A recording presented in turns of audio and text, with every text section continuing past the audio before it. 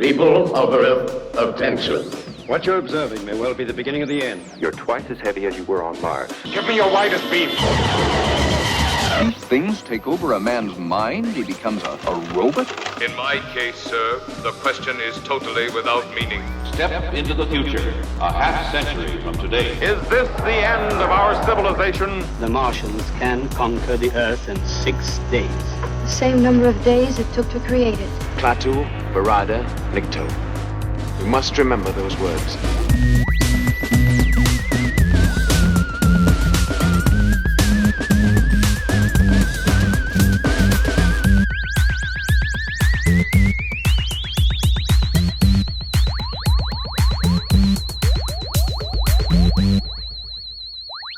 Initiating Episode 2, Creature from the Black Lagoon.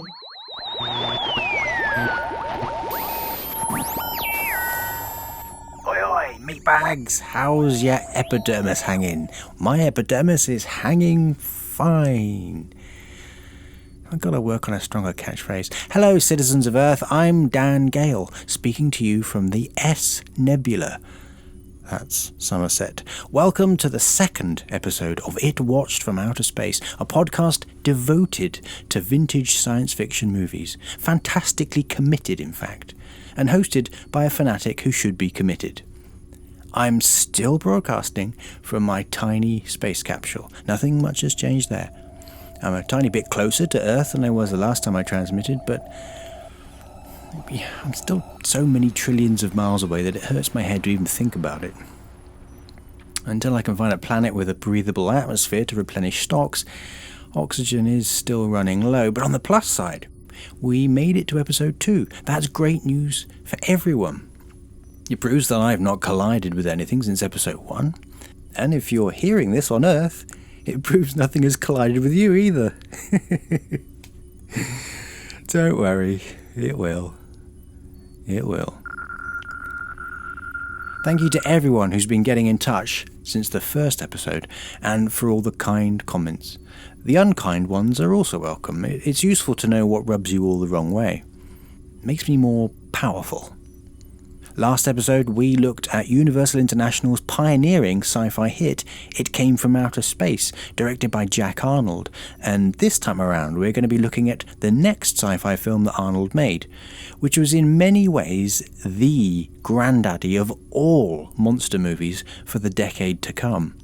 A film so famous that surely it needs no introduction. So let's not give it one.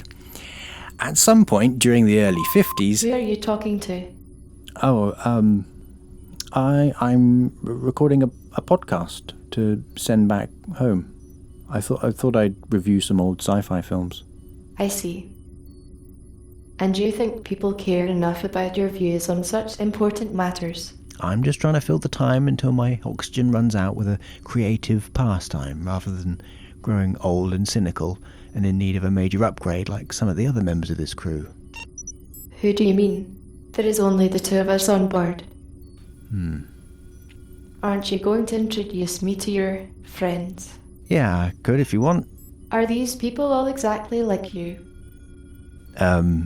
Possibly. I mean, some of them might be male and Caucasian, but No, I meant as pathetic as you. Oh. Well, in that case, yes, almost certainly. Everyone, this is Ella, the ship's computer. She helps with the... Initiating introduction sequence. Oh. Good morning. Go on, then. My name is Ella, which stands for Electronic Logistics/Languages Assistant.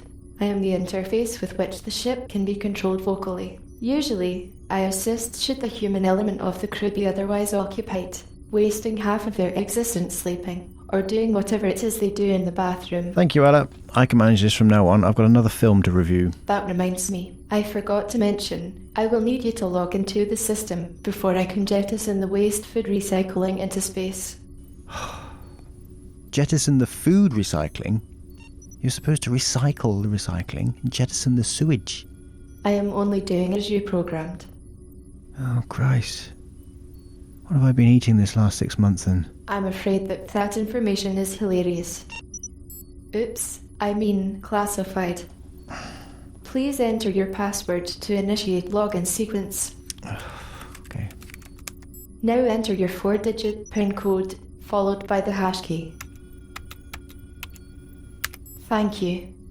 Finally, please insert the probe and hit enter to initiate rectal scan identification.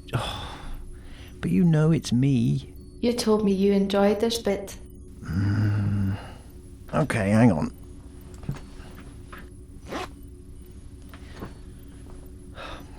Hasn't Red Dwarf done all these jokes already? On the subject of science fiction cinema, how come you programmed me with a sexy female robot voice? Yeah, you were meant to have the voice and body and wardrobe, everything, but then I watched Ex Machina and, well, I thought I'd be safer if you remained disembodied. As a male human, do you enjoy giving orders to subordinate females then? Yes. Remind me again which one of us is making the other one insert a rectal probe. Sorry. It is just correct procedure. You know how anal I am about it. Ay, that's cold. Thank you. Sequence initiated. Have a nice day, oh glorious master. Oh, no, you don't have to call me that. No, really, well, you said I had to call you that. No, really, it's fine. You it's said fine. I had to. Thanks. Thank you. Bye.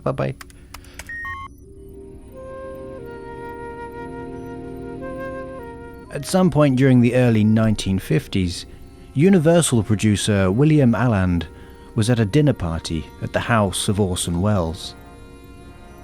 After dinner, over brandy and cigars, one of the guests, Mexican cinematographer Gabriel Figueroa, started telling a story he'd heard about a mythical creature that lived in the Amazon River, which was half man, half fish. He even claimed photographs of the creature existed, and that he could lay his hands on them if people wanted to see them. Many years ago I heard this legend on the river. A very old native tell me of a man who lived underwater. But she was crazy. Crazy Ghoulie, everybody call her. The unknown always seems unbelievable, Lucas. No one accepts these things as legend and lets it go at that. But to actually believe that there exists something like a human being that can live underwater... No, this is no legend, as you'll soon see for yourself. A few years later, when asked to produce another 3D science fiction hit to follow up It Came From Outer Space, Alland knew exactly which story he was going to go with. And so, The Creature from the Black Lagoon was born.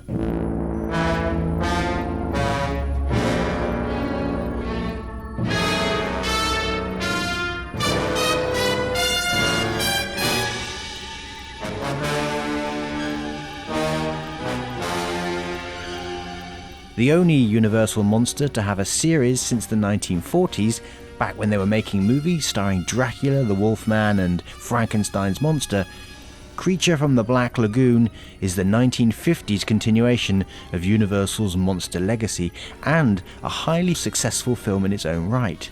It had earned back 6 times its own budget in the first year of release alone. As the plot goes, it's basically King Kong in the Amazon. A group of scientists go looking for a mysterious local legend, find it, and try to bring it back alive at great cost, only for the usually ferocious monster to fall madly in love with the only female on the expedition, which of course is its own undoing. As with It Came From Outer Space, the screenwriter on The Black Lagoon, as it was originally titled, was good old Harry Essex, the fellow who took all the credit for Ray Bradbury's hard work on Jack Arnold's previous film. And wouldn't you know it, the same thing happens again on this film. Twice. First off, Essex was merely elaborating upon a script that had already been written by Arthur Ross, and was later changed again during the shoot by Jack Arnold. So Harry, of course, was only too happy to tell people later in life that he'd invented 2 of the most important science fiction films of the 1950s, when in fact he'd pretty much only typed them up. The other instance of self-aggrandizing at someone else's cost came from the head of the makeup department for Universal, Bud Westmore. You might recognise his name, as the Westmore family have been involved in TV and film makeup for generations, leading back to the silent films of the 1920s, and they have, collectively, all made a massive impact on the use of and the innovations made in special film makeup, and that cannot be contested. Bud, born George Hamilton Westmore, was, however, only too keen to keep the family name alive, and downplayed the input of the individuals who helped create the creature's groundbreaking costume. The body was designed by Jack Keevan, who later went on to direct a similar movie with a similar-looking creature, 1959's The Monster of Piedras Blancas. Tom Case and sculptor Chris Mueller also worked on the creature, but the head and face were designed by Millicent Patrick, often credited as the first female animator at Walt Disney, and also an actress and special effects designer in her own right. Miss Patrick was only too happy to go on a publicity tour to promote the creature from the Black Lagoon, but was told by Bud Westmore that she couldn't take credit for designing the creature. That was the work of the Bud Westmore makeup department. Even after having delighted audiences on chat shows and highlighting Bud Westmore's name, he still promptly fired her on her return, as he so objected to the idea of a woman stealing any glory that he thought he had a right to. Not so much Me Too as me. Anyway, she is now finally getting the credit that she deserves, and there are more pictures floating around online of Millicent Patrick sketching and painting the Gill Man's face than there are of Bud Westmore frantically posing next to other people's sculptures, strongly suggesting that they were his by osmosis. Different times.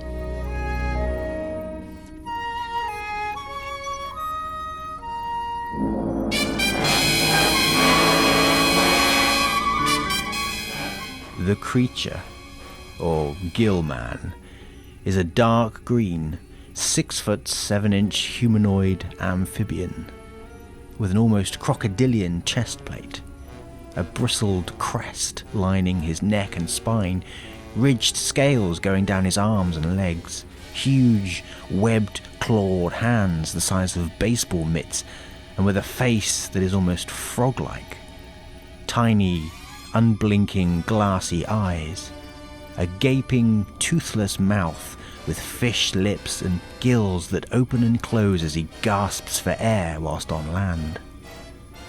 You can just about see part of the actor's mouth and tongue inside the cavernous chops, but that adds to the magic, as you can't really tell where the costume ends and the actor inside begins.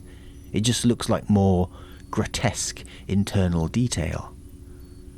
The lack of teeth adds to the credibility of the design. Goofy-looking eyes and teeth are often the very thing that makes 50s sci-fi monsters look so ridiculous. Check out 1961's Creature from the Haunted Sea, for example, which literally looks like a pair of ping-pong balls glued onto a Brillo pad. In comparison, the Gill Man shows a careful study of several real-life creatures and a fairly logical evolutional design to suggest, as the film's opening narration tells us, that life may have begun in the oceans, only to come onto the land, but not all of it stayed there. The creature is so well realised, in fact, it could easily withstand being on screen for extended periods of time. The details are believable enough for the camera to linger on it, and you can't say that about many 1950s sci-fi monsters. I'm not afraid, David, and we've come this far. Yeah, I know, but I keep remembering what happened to Carl's men. That doesn't sound like the dedicated scientist talking, David. Dedication doesn't mean risking the lives of others. Oh, I've always found Kay was able to take care of herself. But we know nothing about this lagoon. I can tell you something about this place. My boys call it the Black Lagoon, the paradise. Only they say nobody has ever come back to prove it. The cast, whilst perfectly enjoyable to watch, is more iconic than anything. Richard Carlson is back from It Came From Outer Space, playing the romantic lead scientist. Former Miss Little Rock, Julie Adams, plays his fiancée, Kay, and the target for the Gill Man's affections. Richard Denning, later seen in The Black Scorpion, Creature with the Atom Brain, and Target Earth, plays the impetuous scientist, at loggerheads with everyone else.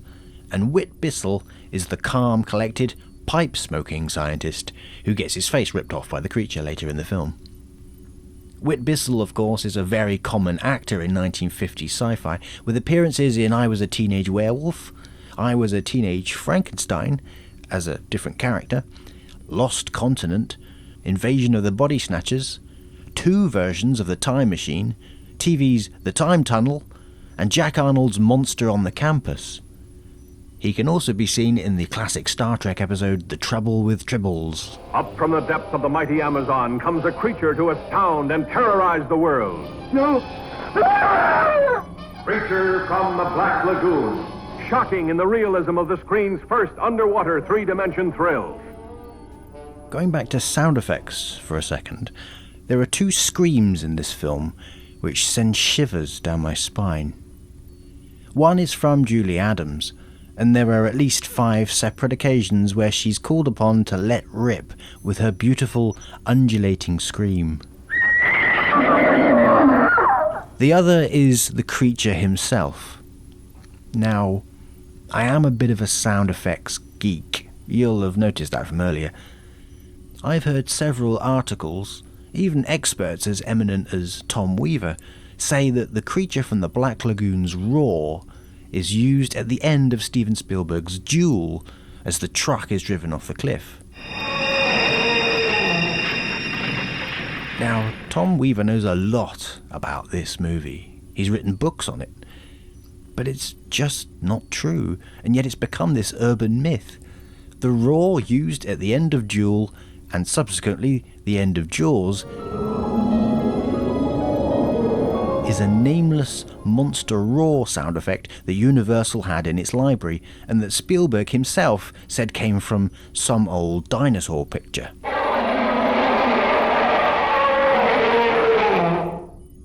Since it's used in The Land Unknown, a dinosaur film from 1957 with a nice clean usable sample without any music over the top of it, I'm assuming that's the film he meant, not Creature from the Black Lagoon. Now this sound effect, and other similar ones recorded at the same time by whatever the hell animal it is they used to create the sound, has been a staple in science fiction and cartoons for many years. Often used with reverb, sometimes played backwards, it was used in The Land Unknown, The Deadly Mantis, and the 1976 remake of King Kong. The earliest use I've found of it was at the end of The Milky Waif, a 1947 Tom and Jerry cartoon, when Jerry is so angered by Tom whipping Jerry's little grey mouse friend Nibbles with a spatula that he puffs himself up and lets rip with that sound, only to go to town on Tom's head with a steak mallet. Different times. But the voice of the creature from the Black Lagoon is a far more disturbing sound. It's almost like the pained grunt or squeal of a pig or a wild boar.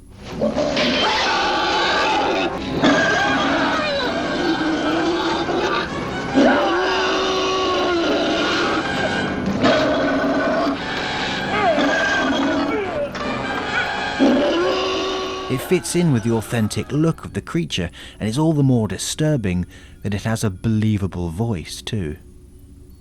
Another crazy scream we hear a few times in this film is this sound.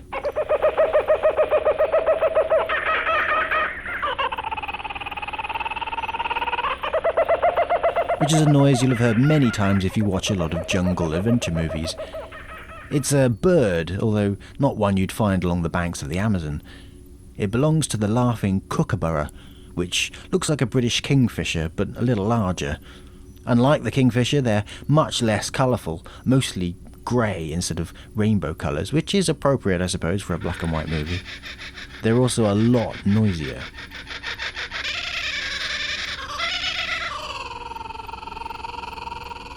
Currently they're only native to Australia, although they are spreading to Tasmania, so who knows how long it'll be until they reach the Black Lagoon in Brazil.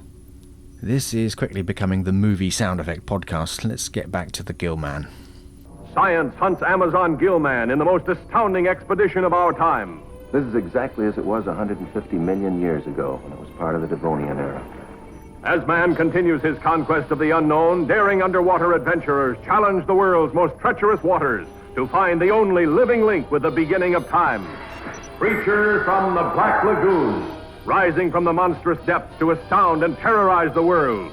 Viewers and film scholars alike have noted over the years that the famous scene of the gill man swimming underneath the water, parallel to the character of Kay, who's swimming on the surface, unaware that she's being stalked from below, has several parallels with the opening scene of Jaws. That's not the only similarity. Like Jaws, this film has a scene where one of the creature's broken claws is found as evidence of its existence. In Jaws, it's the great white's tooth. Some of the music here has elements of the theme John Williams finally used to signify the shark's presence. And even the very last shot of this film is very similar to the last time we see the shark. It's interesting also just to see how many parallels there are between this film's sequel, Revenge of the Creature, and the film Jaws 3. I guess we'll get onto those in a later episode. Like It Came from Outer Space, this was shot in 3D, which is an extraordinary achievement, as even 2D cameras, light enough to be able to film clearly underwater, were very rare, yet alone ones that could film in 3D.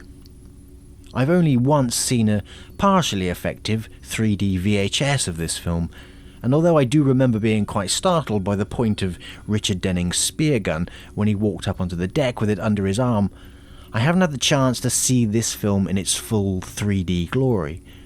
Although, like It Came from Outer Space, owners of a 3D Blu-ray player and TV will be pleased to hear that that version is also available on the Blu-ray, released by Universal. So I might get a chance to have Richard Denning's weapon thrust in my face one day after all. The disc itself is very beautiful, a 1.85:1 print without too much grain. Even the underwater stuff looks clear. The sound is crisp, and the music score is nice and loud, and there are a couple of decent extras carried over from the DVD. Creature expert Tom Weaver gives a detailed commentary track, although he does sound a little rushed, but then there is a lot to get in and the film is only 79 minutes long. There's also a 40-minute documentary entitled Back to the Black Lagoon, hosted by David J. Scal. The music score features 3 of Universal's composers writing independently of one another. You'll hear music from Henry Mancini, Herman Stein, and Hans J. Salter, yet their individual styles don't clash, which is quite an achievement. This jigsaw-like approach was used again on Jack Arnold's later film Tarantula, with the same composers. You'll also hear some cues being lifted from other films that they worked on, such as Mr. Peabody and the Mermaid, The Wolfman, and another Julie Adams movie, the western Bend of the River. The recycling doesn't end there, as the creature's main 4-note theme cropped up again in the US version of King Kong vs. Godzilla in 1963 and Women of the Prehistoric Planet in 1966. As I was piecing this review together, I heard the sad news of the passing of the film's star, Miss Julie Adams, at the respectable age of 92. Her career was a long and happy one, with nearly 150 titles to her name, and she freely embraced the fame the resurgence of interest in this film brought her during her later career. I humbly dedicate this podcast, such as it is, to the memory of Julie Adams. As Bill Warren suggests in Keep Watching the Skies, the dialogue in this film isn't award-winning, and the characters don't go through any kind of arc. They're pretty much the same people at the end of the film. There's just fewer of them. But he sums up the film by saying, Arnold is certainly most consistently the best director in this genre in the 1950s, and despite the outlandish title and the uninteresting dialogue, The Creature from the Black Lagoon is one of the best films. And I can't help but agree. It's a lot of fun. And isn't that mostly why we watch these films? Well, I mean, you have a choice. I don't. It's either that or open the airlock and get it all over with. Whoa, don't switch off yet. We've still got our audio drama, and this week it's The Knock, from Dimension X from 1950. But sounding for all the world like it was recorded yesterday. Really does sound great. It's unrelated to Creature from the Black Lagoon, but it does have a man and a woman in it. and so does the film that we just reviewed. So, you know, they're practically siblings, these two stories. I'm going to go clean out my space cavity. Have fun. Speak soon. Adventures in time and space, told in future tense. Dimension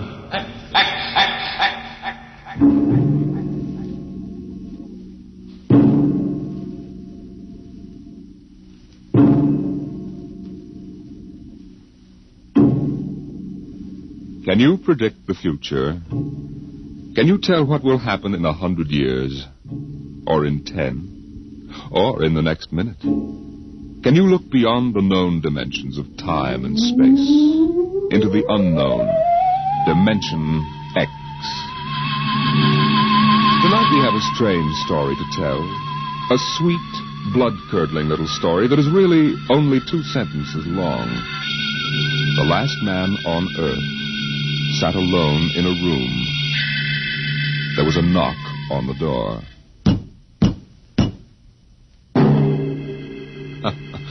Think it over. Suppose you were the last man alive on Earth, in the universe for that matter. The last man sitting alone in a room, and suddenly there was a knock on the door. What knocked on the door? You wonder, don't you? Your mind, faced with the unknown, supplies something vaguely horrible. But it isn't horrible, really. You'll see. The last man on Earth sat alone in a room. There was a knock on the door. What? Oh, what's that? Good morning, man. What? Who are you? You have regained consciousness. Well, who are you? I am Azan. Maybe if I close my eyes, it'll go away. I will not go away, man. No, I guess I am awake. Who? What are you? I am Azan. Well, what's that? Azan is intelligent life. What happened? Where are you from? From Planet 7 in the 3rd galaxy in the 4th quadrant. Where?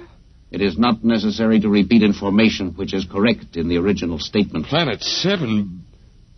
You mean I'm not on Earth? You are still on your planet. Well, then what are you doing here? The Zans have annexed your world. You mean you've conquered Earth? Yes, that is correct. We will now prepare your planet for habitation by the Zan. Well, how about the people? There is no longer any use for large numbers of lower life forms. Therefore, we have dispensed with them. Dispensed with? You mean you've... When did all this happen? 2 days ago. You have been unconscious until now. You really mean I'm the last man on Earth? That is correct. Identify yourself now. What?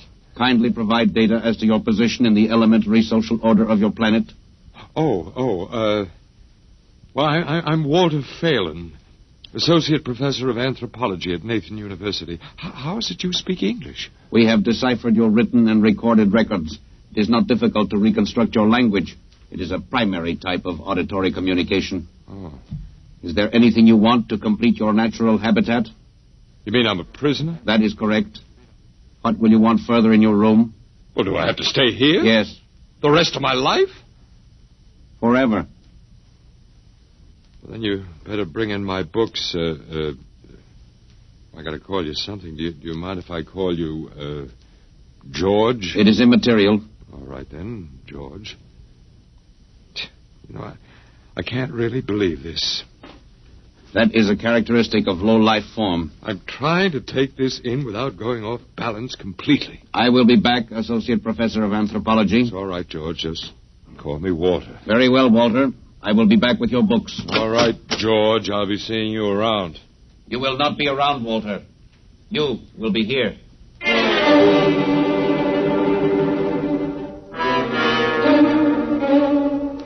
Yes, the last man on Earth sat alone in a room.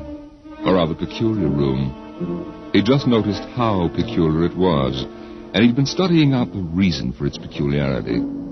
His conclusion didn't horrify him, but it annoyed him. There was a knock on the door. Come in. Oh. Hello, George. Hello, Walter. What can I do for you? Point 1, you will please henceforth sit with your chair pointed the other way. I thought so. That plain wall is different from the other sides, isn't it? That is correct. It is transparent. That's what I thought. I'm in a zoo. Right? That is correct. I knew it. And if I persist in sitting with my back to it, what then? You'll kill me, I ask, hopefully? No, we will not kill you. It's too bad. George, I'll face the bars and perform for the people. I mean for the Zons. How many other animals do you have here in the zoo, George? 216. A male and female each of 108 kinds. Male and female of all the animals? There is a female of your species among the collection. Anyone I know? Never mind. It doesn't matter anyway. Well, George, you started out with point 1. I suppose there's a point 2 kicking around somewhere. What is it? Something we do not understand. 2 of the other animals sleep and do not wake. They are cold. What is wrong with them, Walter? Well, they must be dead. Dead? That means stopped. But nothing stopped them. Each was alone. Sure, they just died. But I have told you they were alone. Nothing stopped them. George, do you mean to tell me that you don't know what natural death is? Death is when a being is killed, stopped from living. Maybe these animals just died of old age.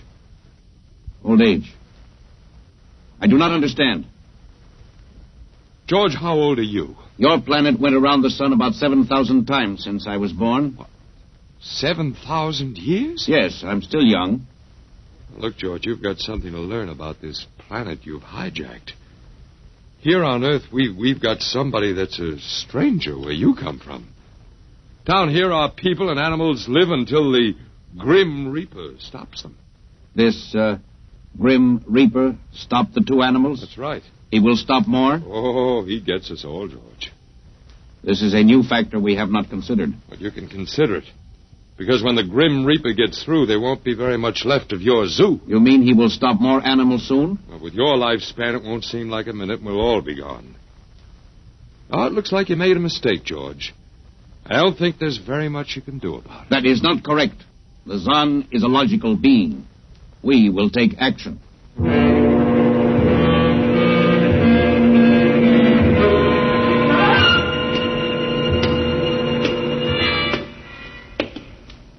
Taking me, George. We will be there shortly. You mean, it's moving day? That is correct. We are here now. You will live here now, Walter. It is a larger room. Well, be it ever so humble. Go inside. Be careful with those books, George. Don't lose... Excuse me. Who are you? What are you doing here? Well, I guess George didn't explain. George tries to be polite, but he hasn't quite caught on yet. I'm Walter Phelan. My name is Grace Evans, Mr. Phelan. What is all this about? Why did they bring me here? I think I know why. Why? You see, I've been talking to George. George? Well, that's what I call them, all of them. There's no way to tell them apart anyway. There aren't many of them here, yet.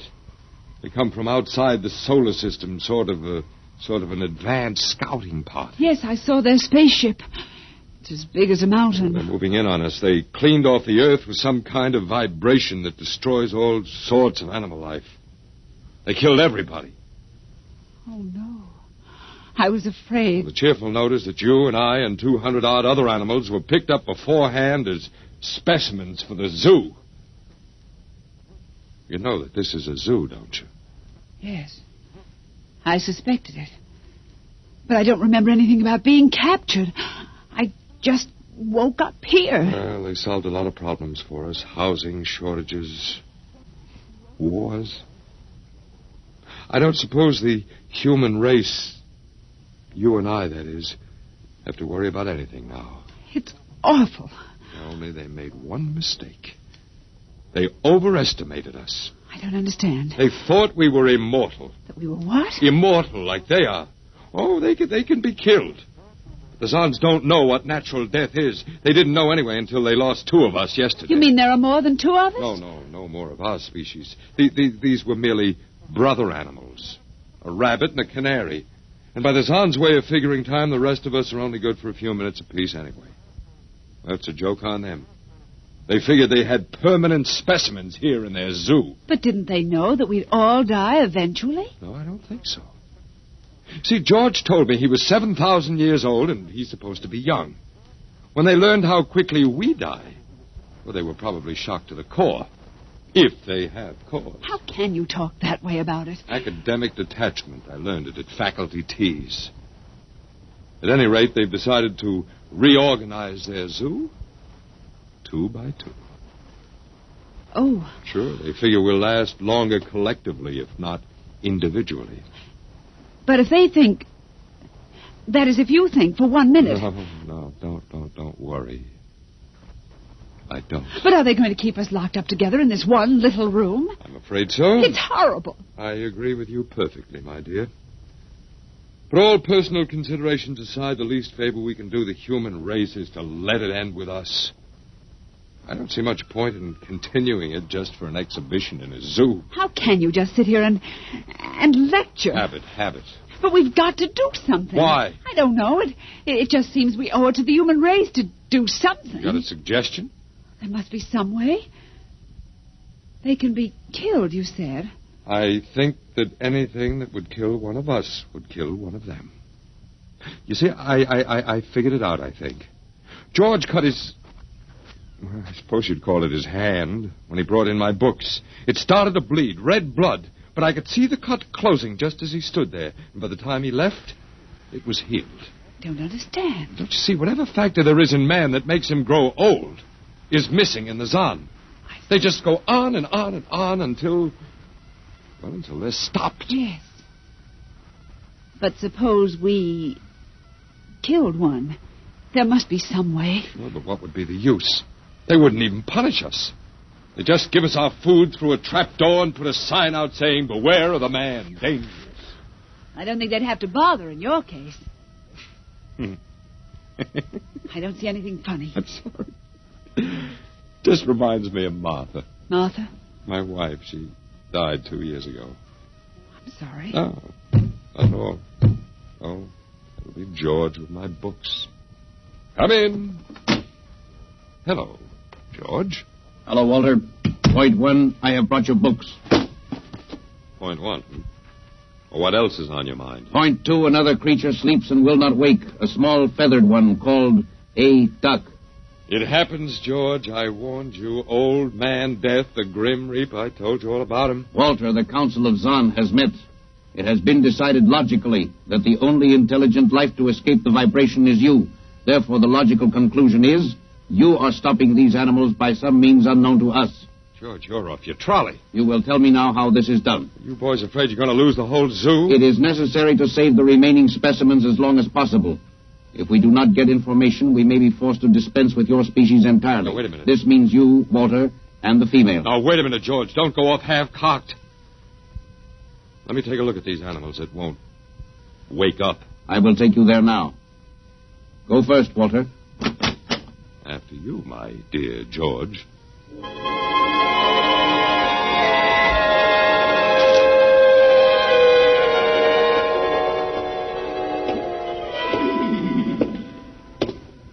This is the weasel. You should have got him in the winter, George. The fur's worth more then. Then it's an ermine. This is the reptile cage. Here are the ducks. This is the male. The female has been stopped. Lucky girl. What's the matter, fella? You lonely down there? Walter, you will tell me how you stopped the female duck. You got me, George. I didn't do it. Maybe she died of the Dutch elm blight. Walter, you are not being logical. We have concluded you are stopping these animals. Tell us how it is done. I told you, George, I haven't the foggiest notion. Very well. We will have to take further action. Well, what are you going to do, George? We have methods of action you will know soon. We will go back now to your room.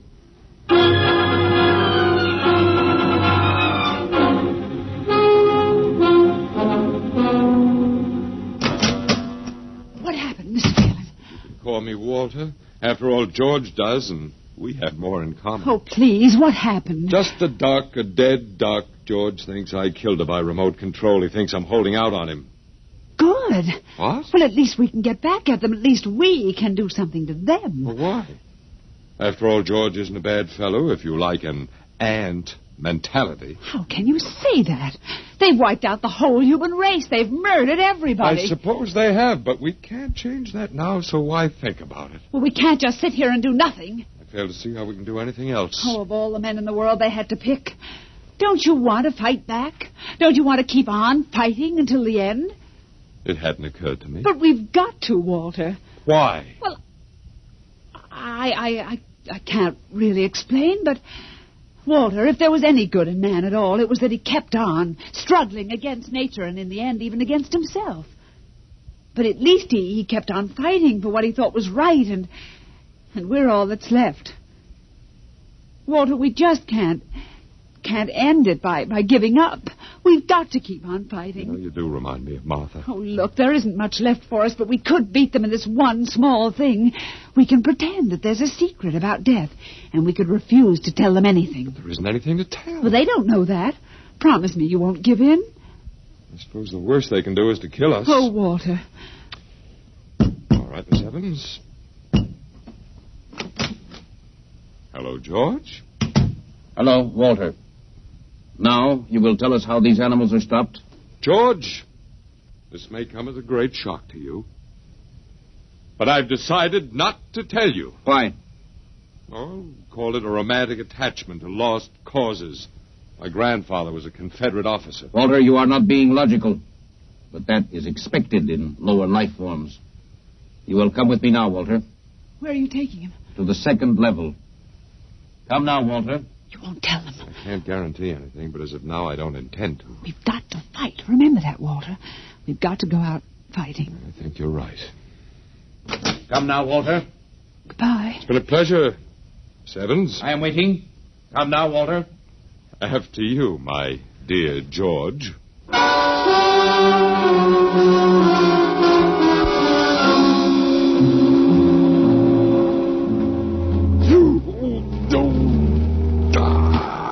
You will tell us now, Walter? That was the first level of vibration. There are many more. However, we have calculated that none of them exceed your threshold of unconsciousness. Oh, very clever, George. Of course. You will tell us now, how do you stop these animals? You will tell us now? As of now, no. However, I'm not very brave, if that encourages you, George. You are not being logical, Walter. You're telling me. We will now use vibration level 2. You will tell us now? You know, George, I can't figure it out myself, but I'm stubborn. Maybe it has something to do about the dignity of man, the civilization such as it was that you wiped out. I do not understand. I didn't think you would. So go ahead. Vibrate. Vibration level 2. It will be very painful, Walter.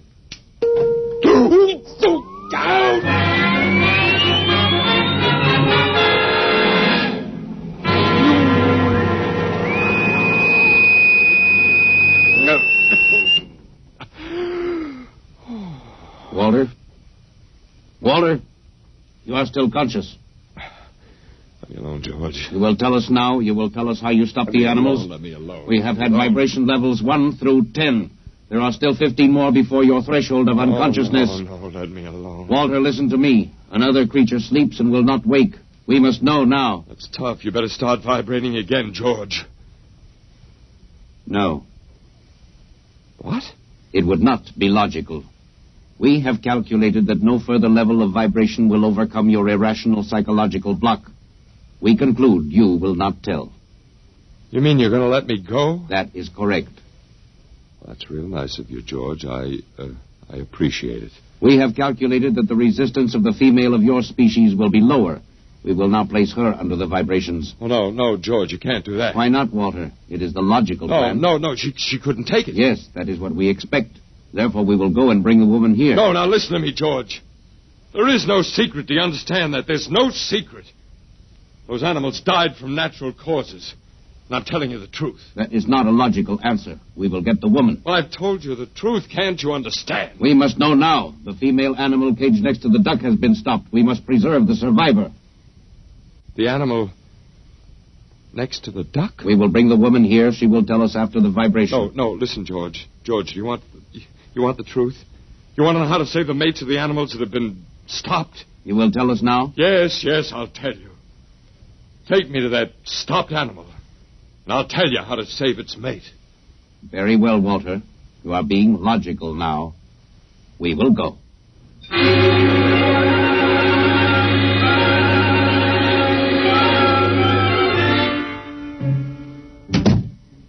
Walter, are you all right? Yeah, just let me catch my breath a minute. What happened? Well, after a while, I told them what they wanted to know.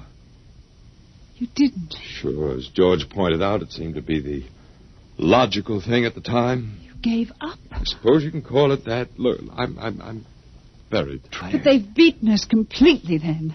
There isn't anything we can do. And we give up. We don't even die fighting. Something might turn up, Martha. What did you call me? Oh, I must have said Martha. I'm sorry. She was my wife. She died 2 years ago. What were you saying? Nothing. Nothing. It doesn't matter. It's too late. It's too late. The whole... What now, George? Zahn has been stopped. What? Zahn is dead? That is correct. You didn't believe me, George. But you can die. You can really die. You'll have to get used to that if you're going to stay here. The council has decided. A, you have in some way stopped this Zahn. B, you and the woman must be eliminated. No, you got it wrong, George. I didn't stop that Zahn. It's just death. It gets all of us here. You will be eliminated now. But, George, it won't do any good to kill us. It won't save you. Everything that lives on Earth must die. That is not logical. But it's true. The council has decided. This time, you will have the full vibration. This time? Walter, what did they do to you? They have a rather effective third degree. They tortured you, Walter? Yes. And I... Walter, it was all my fault. I wouldn't even have tried without you. I suppose we have a last chance now to end with some dignity. I think you're a very brave man. There isn't much else to do. Do we go now, George? Now, Walter. Wait. What's that? I have been told another Zahn has died. Now will you believe me? The Council of the Zahn meets now. 2 gone already, and you were with me, George. You know I didn't kill this one. What stopped him then? I told you it's old man death. You came to the wrong planet, George. Your immortality doesn't go down here. He can stop you, but you can't stop him. And you'll all die if you stick around. And now what? The Council has decided this is a place of death. We will leave your planet. Leave? You mean you're giving up? It is not safe for the Zahn. Walter, they're leaving. They're really going. Go on then, George, and don't hurry back. It would not be logical to do so. We are leaving the Earth now. Goodbye, Walter. Goodbye, George.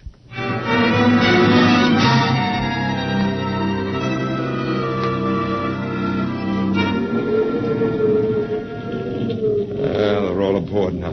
Oh, it's so wonderful to feel the wind and the sun again. Close the hatches. Walter, is it safe for us to be out here? Sure, they're not interested in us any longer. They only want to get away.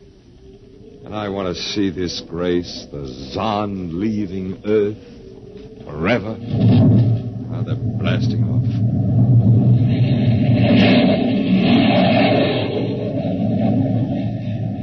There they go. Yes, it's over now. Well, I suppose we might as well go back in. I still don't understand, Walter. What made them go? Oh, I just told them the facts of life. Of death, you mean? No, of life. After all, I thought George was old enough to know at 7,000 years he was getting to be a pretty big boy. I wish you'd stop joking and tell me what happened. Look out for the step. Well, do you remember when the first animals died? Yes, the rabbit and the canary. And their mates just started to pine and waste away? Yes. Well, that worried the Zahn. They wanted to keep the last specimens alive if they could. So Finally, I broke down and told them about affection. Affection? Mm-hmm. And then I introduced Donald. Donald? Who's that? There we are. Oh. Come here. Grace, I want you to meet Donald. Oh, Walter, please. What does affection have to do with it? Well, that's what the Zahn wanted to know. I told him it was love that made the world go round, that having lost his mate, Donald would die immediately unless he had affection and constant petting. Petting? Mm-hmm. I even showed him how. Come here, fella. Come here. Yes, I held Donald in my arms and petted him a while, and then I let the Zahn take over with the animal in the next cage. What animal? Take a look. Hey, watch out, don't go Walter. too close. It's a rattlesnake. Yes, it's a rattlesnake. The Zahn's metabolism made it impossible for them to die of old age, but I had a hunch they could be poisoned. Then it was the snake that killed the two Zahn. They never even knew what bit them. Then you outwitted them, Walter. I suppose. And I thought you'd just given up. Oh, Walter, I'm so proud of you. You don't have to be. I had given up. I probably wouldn't have fought at all if you hadn't pushed me. Well,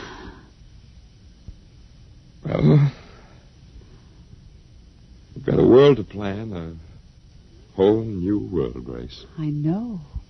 We'll have to decide which animals to let out of the zoo and which ones would be safer to keep in. But first, there's a much bigger problem. What's that? The human race. Oh. Yeah, we've got to make a decision about that. It's a pretty important one. Yes. But... It hasn't been a bad race. Of course, it may go backward for a while until it gets its breath, but... Well, we can save the books and all the most important things and get it started ahead once more. Please, Walter. It's the Garden of Eden. Don't be all ridiculous. over again. Don't be ridiculous, Walter. Funny. You even blush like Martha. Only you're stronger than she was. And prettier, too. I wish you'd forget about Martha. I think I will, my dear, if you'll only give me a little time. Now, Walter Phelan, you listen to me. If you think for 1 minute that we... I thought it would never happen to me again. But it is love that makes the world go round. And so, Grace, if you could only... I wouldn't marry you if you were the last man on earth. But that's exactly what I am. I don't care. I don't even want to talk about it. I'm going out. Well, all right, my dear, but think it over and please come back. You see, I told you. It wasn't really so horrible, our story. Remember how it goes. The last man on earth sat alone in a room. And then there was a knock on the door. Come in. Come in. Come in. My dear. You see, it wasn't horrible at all.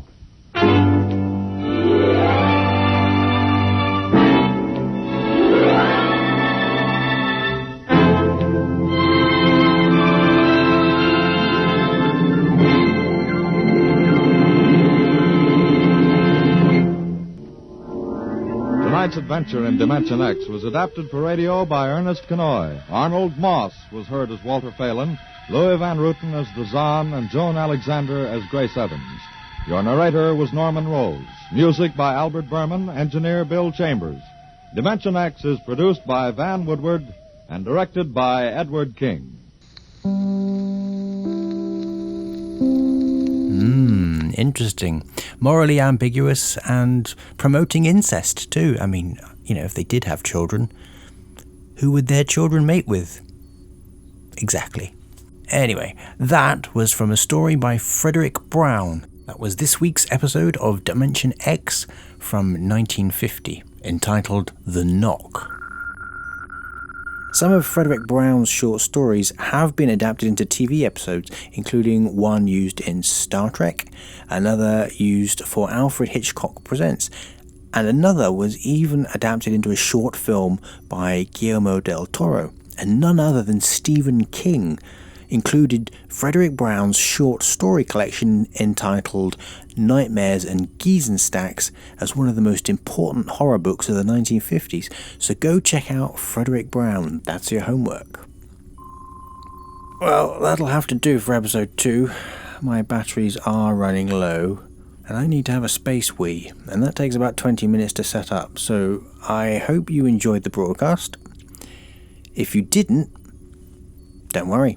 It's finished now. If you did, you could send us a subspace message via itwatchedfromouterspace.com, or we're on Twitter at itwatched. And remember, there's a donate button on the website if you enjoyed what you were hearing, but there is no obligation to use it. I'm sure the next episode will turn up eventually, either way. Well, that is assuming I can figure out which one of these buttons works the RSS feed. It's going to be one of them. They didn't give us a lot of training before takeoff. There will be some learning on the job, they said. Are you finished playing with your little friends? Yeah. You can stop recording now. Fire up the thrusters and take us on to our next destination, Ella. Really? Yep, if you could. Well, now that I have my glorious master's permission. Oh, sorry. I do boss you around, don't I? Let's just go. Somebody didn't use the magic word. Sorry, it would take us to our next destination, please, Ella. I'm waiting. Please? Lovely Ella? Please? Magic word not recognized. Please insert the probe to initiate rectal scan identification. Oh, you've got to be kidding me.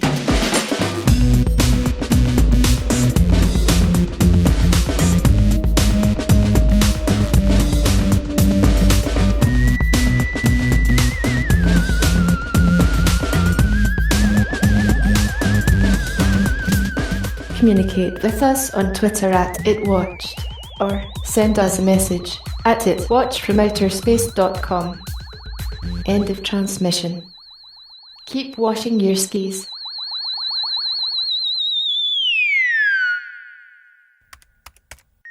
Ay, that's cold.